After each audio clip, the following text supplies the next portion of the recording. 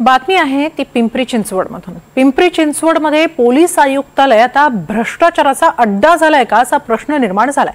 याचं कारण म्हणजे पोलीस उपनिरीक्षकाला तब्बल 2.5 कोटींची लाच घेताना रंगेहात पकडण्यात आले। कोण आहे हा पोलीस उपनिरीक्षक, पाहूया एक स्पेशल रिपोर्ट।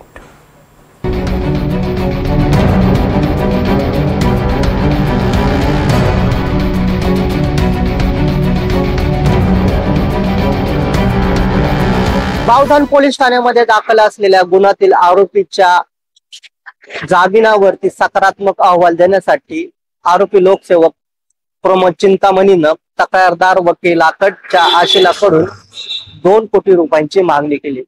या 2 कोटी रुपयांमधील पहिला हप्ता हा 50 लाखांचा होता आणि याच 50 लाखांच्या पहिल्या हप्त्यातील 46,50,000 रुपयांची रक्कम स्वीकारताना पुणे लाचलुचपत प्रतिबंधक विभागानं आरोपी लोकसेवक प्रमोद चिंतामणीला रंगेहात पकडले आणि त्याच्या विरोधात आता पुण्यातील समर्थ पोलीस ठाण्यात लाचलुचपत प्रतिबंधक कायद्याअंतर्गत गुन्हा दाखल करण्यात आला आहे।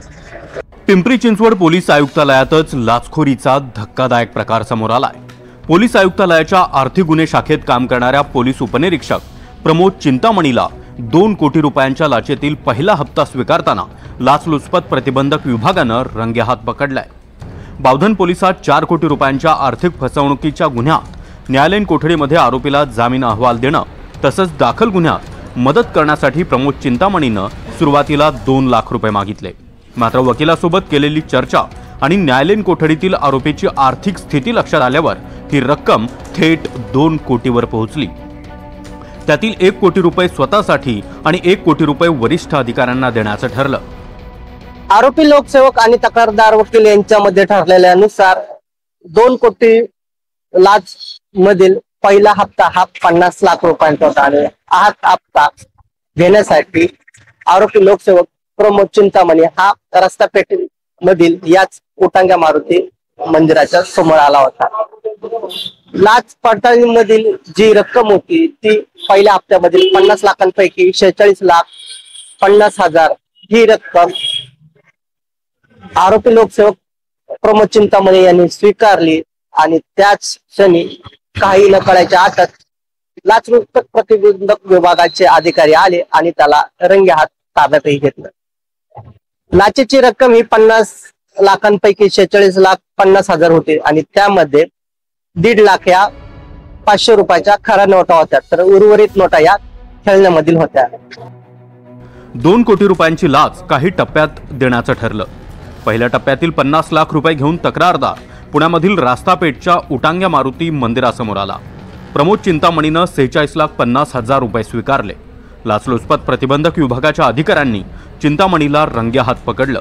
तपासात चिंतामणीकडे ओळखपत्र, 1,50,000च्या खऱ्या नोटा, 45 लाख रुपयांच्या खेळण्यातील नोटा तर 2 मोबाईल फोन जप्त करण्यात आले आहेत। पुण्याच्या समर्थनगर पोलीस ठाण्यात चिंतामणी विरोधात गुन्हा दाखल करण्यात आला आहे।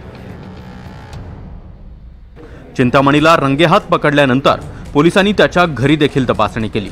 त्यावेळी 51 लाखाची रोकड, दागिने आणि मालमत्तेची कागदपत्र आढळून आली आहेत। एका पोलीस उपनिरीक्षकाच्या घरी इतक्या मोठ्या प्रमाणात रोकड सापडल्यानंतर त्याचीही चौकशी आता केली जाणार आहे। काही दिवसांपूर्वी पिंपरी चिंचवड पोलीस ठाण्यातील पोलीस उपनिरीक्षक निलेश बोकेफोडेला 30,000 रुपयांची तर रावेत पोलीस ठाण्यातील महिला पोलीस कर्मचाऱ्याला 50,000 पैकी 30,000ची लाच स्वीकारताना रंगेहात पकडण्यात आलं होतं। त्यात आता 2 कोटीच्या लाच प्रकरणाची भर पडली आहे।